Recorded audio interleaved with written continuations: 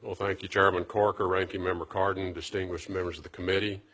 Thank you for the opportunity to discuss this administration's State Department and USAID request for fiscal year 2018.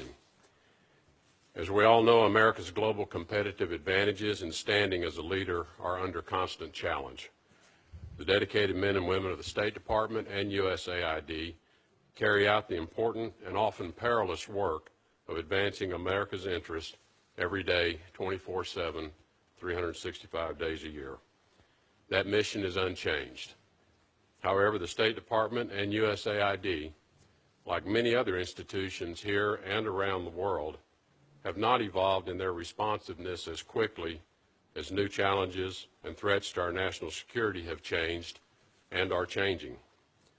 We are challenged to respond to a post-Cold War world that set in motion new global dynamics, and a post-9/11 world characterized by historic new threats that present themselves in ways never seen before, enabled by technological tools that we have been ill-prepared to engage. The 21st century has already presented many evolving challenges to U.S. national security and economic prosperity.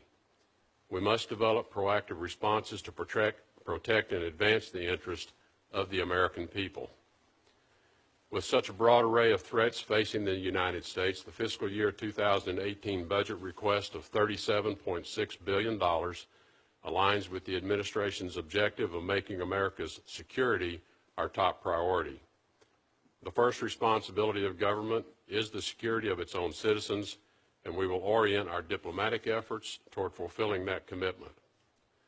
While our mission will also be focused on advancing the economic interest of the American people, the State Department's primary focus will be to protect our citizens at home and abroad.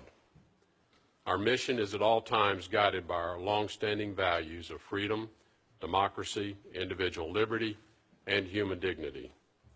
The conviction of our country's founders is enduring, that all men are endowed by their Creator with certain unalienable rights.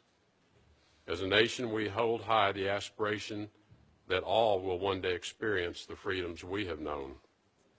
In our young administration's foreign policy, we are motivated by the conviction that the more we engage with other nations on issues of security and prosperity, the more we will have opportunities to shape the human rights conditions in those nations. History has shown that the United States leaves a footprint of freedom wherever it goes.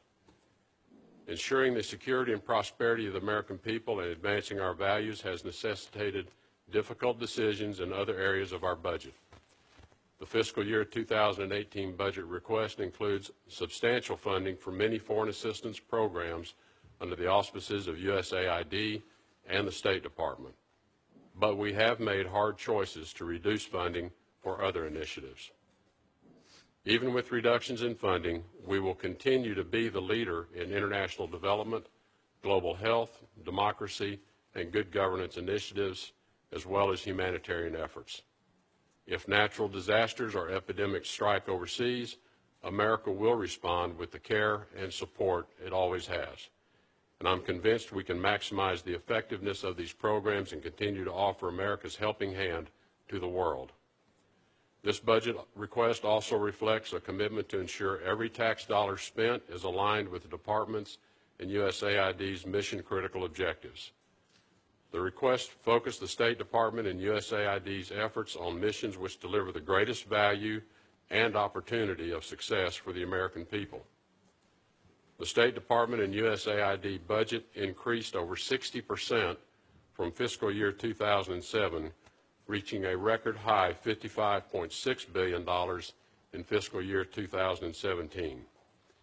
Recognizing this rate of increase in funding is not sustainable, the fiscal year 2018 budget request seeks to align the core missions of the State Department with historic funding levels. We believe this budget also represents the interests of the American people, including responsible stewardship of the public's money. I know there is intense interest in prospective State Department and USAID redesign efforts. We have just completed collecting information on our organizational processes and culture through a survey that was made available to every one of our state and USAID colleagues. Over 35,000 surveys were completed, and we also have held in-person listening sessions with approximately 300 individuals to obtain their perspective on what we do and how we do it. I met personally with dozens of team members who spoke candidly about their experiences. From this feedback, we have been able to get a clear overall view of our organization. We have no preconceived outcomes, and our discussions of the goals, priorities, and direction of the State Department and USAID are not token exercises. The principles for our listening sessions and subsequent evaluation of our organization are the same as those which I stated in my confirmation hearing for our foreign policy. We will see the world for what it is, be honest with ourselves and the American people, follow the facts where they lead us, and hold ourselves and others accountable. We are still analyzing the feedback we have received, and we expect to release the final findings of the survey soon. From all of this, one thing is certain. I'm listening to what my people tell me are the challenges facing them and how we can produce a more efficient, effective State Department and USAID. And we will work as a team and with the Congress to improve both organizations. Throughout my career, I have never believed, nor have I ever experienced, that the level of funding devoted to a goal is the most important factor in achieving it. Our budget will never determine our ability to be effective. Our people will. My colleagues at the State Department and USAID are a deep source of inspiration, and their patriotism, professionalism, and willingness to make sacrifices for our country are our greatest resource. I am confident that the U.S. State Department and USAID will continue to deliver results for the American people. I thank you for your time, and am happy now to answer your questions.